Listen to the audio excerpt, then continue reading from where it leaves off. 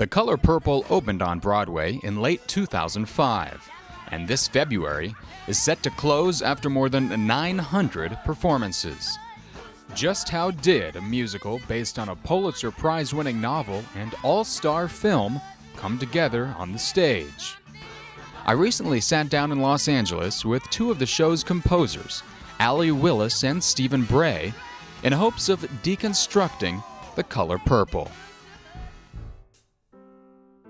I came from having worked 10 years with Madonna, so I was used to being part of something that was embraced by the consumer, but not by the critic. So I wasn't really worried so much about that. Now, the producers were very concerned about critical response, and I don't know that it wasn't on my mind, really. I felt that if we connected with the audience, like a show like Wicked, for instance, that was totally not accepted by the critical community. Just look at it; it's just like this juggernaut of a show. So I wasn't really concerned so much about that. I probably, to some degree, from naivete, but to some degree from having lived through a lot of successful, music that was not accepted very well at all by the critics.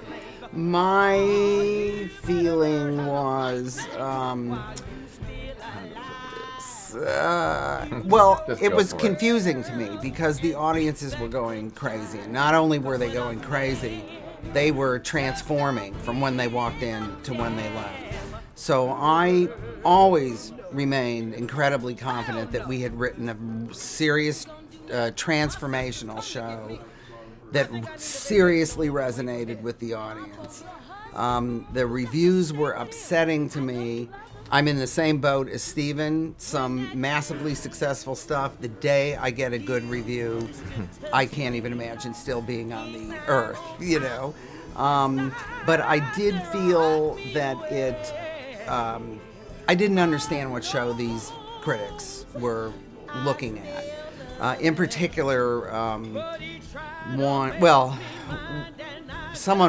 a very prominent, probably the most prominent paper referring to the music as Cajun-style Kentucky Fried Chicken. Going to call music in a black show Kentucky Fried Chicken. That, to me, kind of ran, that was a theme echoed a lot of times. I felt that it was historic that our audiences were up to 90% black. That was fantastic to me. And that didn't seem to resonate with critics at all, that we had brought this entirely new audience into the theater.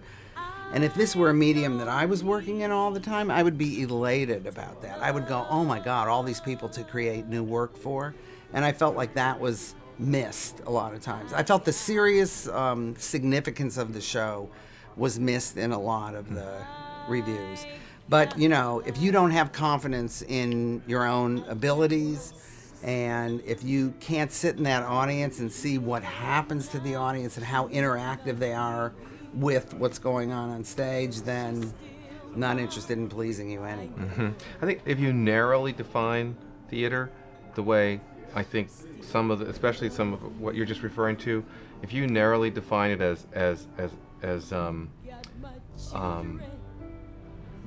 the theater that we know from the 40s and the 50s, there's a lot of things that we did that were, they're fairly crude because we had to cover so many characters and so much time in such a short period of time.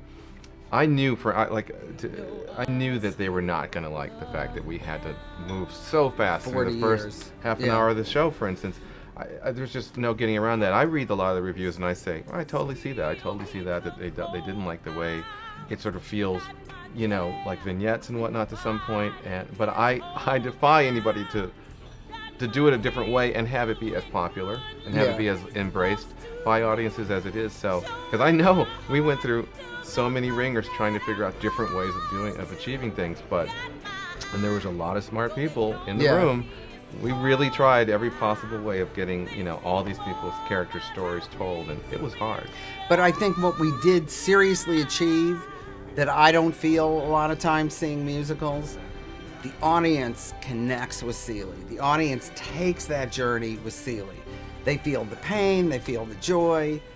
And what more can you do as the writer of a theatrical piece than have the audience feel your lead character and leave the theater feeling like that lead character feels?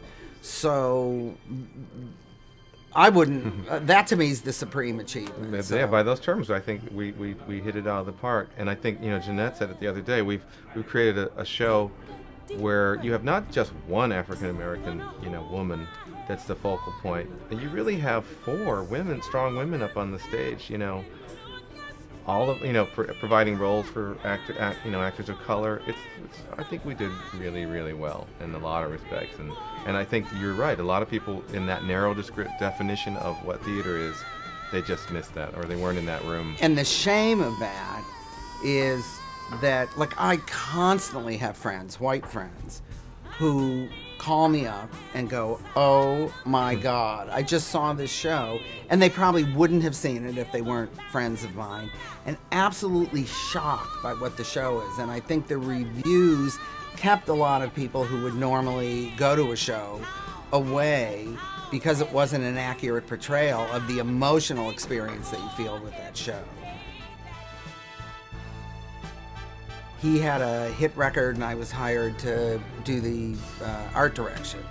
Which you did an amazing job.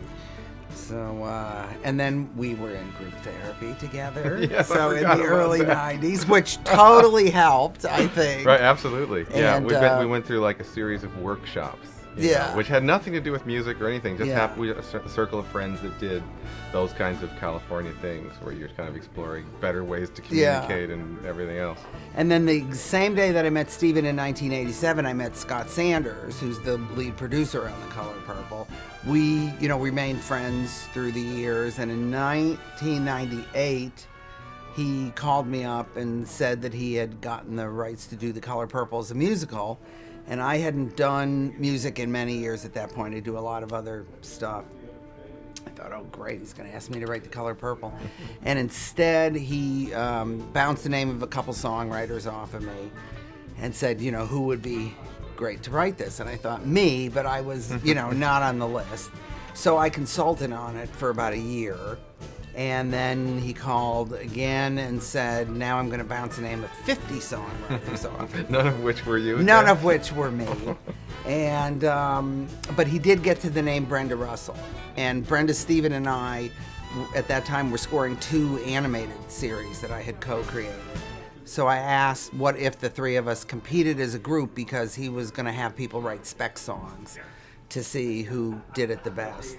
So the only advantage we had was that I got to choose the people we competed against. But it was, we were up against really heavy-duty people. And we worked on it for about 2.5 months, which is an enormous amount of time to work on a spec song. But all 3 of us just felt like we were born to do this, and we had just started working together and loved what we created together, and really felt like if, we had something big, people would know who we were. I think that turned us all on, because we all had musically been doing the same thing for a long time. Pop music had gotten a smaller and smaller little pinhole to kind of shoot your songs through.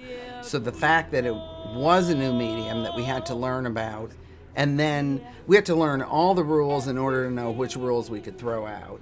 And then how, on top of that, how do you honor theater but inject yourself into it from 3 different musical styles? Right. It was a classic example of course we can do it.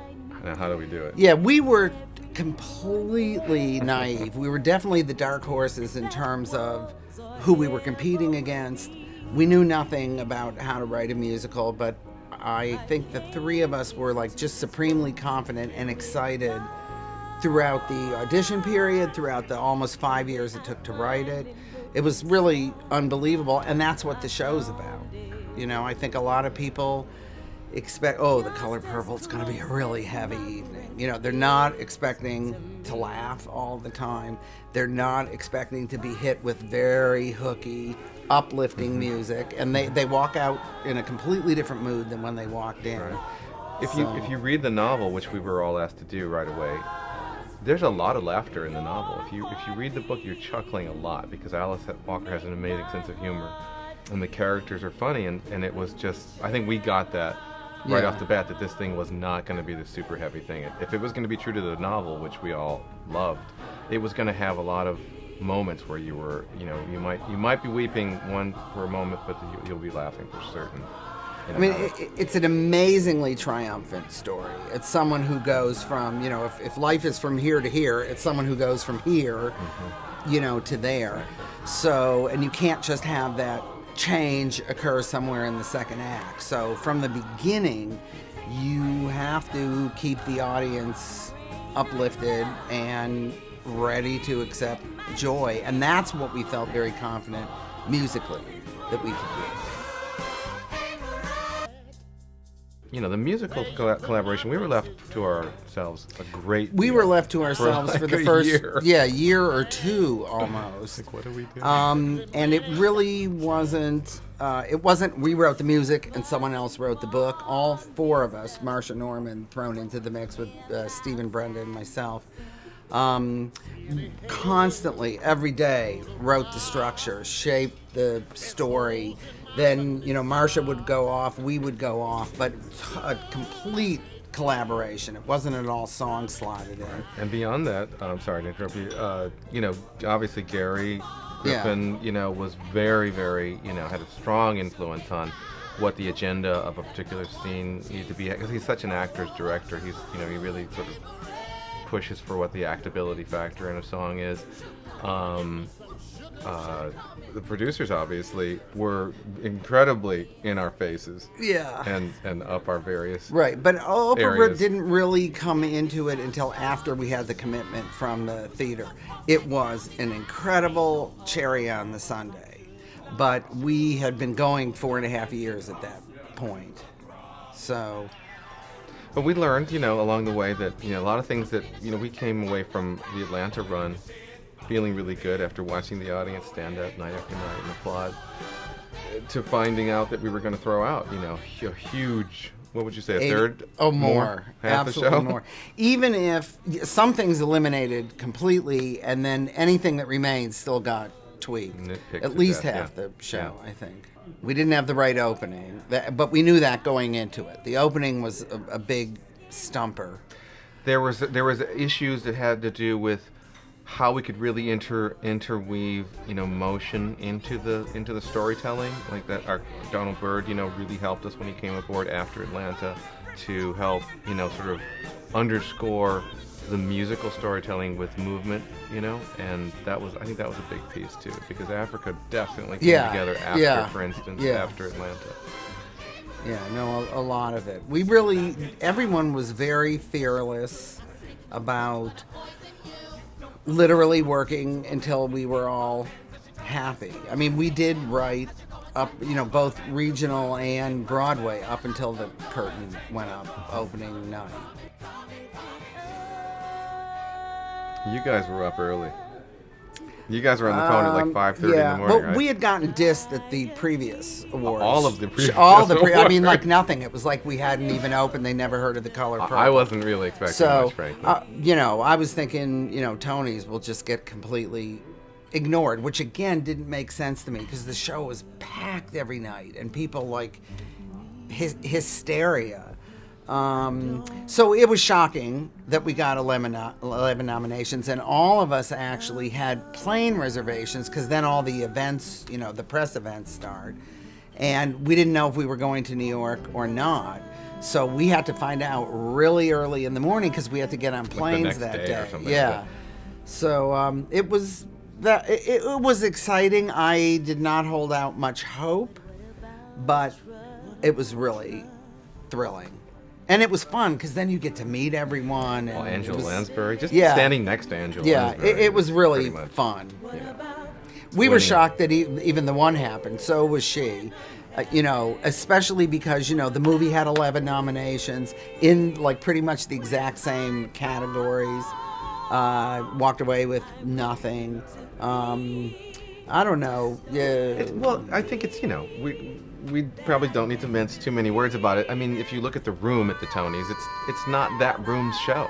You know what I mean? It's just really, the fact is we have brought a lot of new African American theater goers to the table, and if they were voting, I'm sure we would have won a lot of awards that night. But it's just as simple as that. I don't think there's any other way to put it, really. It's just it's not their show. Yeah, I'll start a race war if I comment, so I'm not saying anything. Maybe we ran out of black people. I don't know. Don't you? I mean, it was like huge. It was like, I think if it's a black audience driven phenomena, then it stands to reason, especially once you go on national tour, that, well, we don't really have to go to New York now to see the show. I think there's some degree that's a factor, but what were you going to say? Well, I'm not actually going to say for many of the reasons that I think, but I think the main thing is that it took off with the black audience, and it couldn't sustain itself, but we are so thrilled that it took off with the black audience, because every inch of market research that they did before the show said it won't come. Black people are not coming come to the theater, and if they come, they're not going to come back. And you proved that wrong. So that was unbelievable. And for me, the support that I've gotten in my career has always come from that community. So I am thrilled that happened. And the fact is, I don't know that we ever really, like you're saying, those friends of yours that went might not have gone. I think we never really won the hearts of that traditional Broadway audience. And had we, I think it'd be a different story. Yeah, and for right after the show opened, that was not the audience where the focus of promotion was going to. And I think we lost the window of educating people as to what the show was really, really about. Even to the point of, it's a musical comedy, but I think it was just kind of thought of as a black show. Yeah, which to me, if I thought of that, I'd go, oh my God, that's a show I need to be at. That's going to be fun to be at that show. But the people that are, going to see Keira Knightley, they may not, it's a different audience than the people that are going to see Barbershop. It just is.